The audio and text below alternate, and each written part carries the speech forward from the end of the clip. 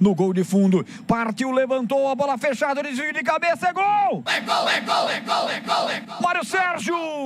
Gol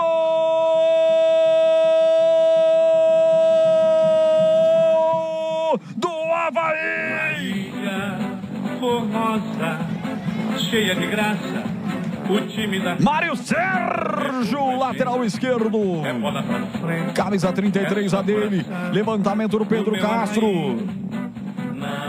No quinto escanteio do Avaí, ele levanta no primeiro pau, sem liberdade, se antecipa o lateral esquerdo Pedro Castro, desvia a bola, traindo o goleiro William, morrendo no fundo do gol da Ponte. Avaí 1, Mário Sérgio é fatal, é letal, ele não perdoa, ele marca.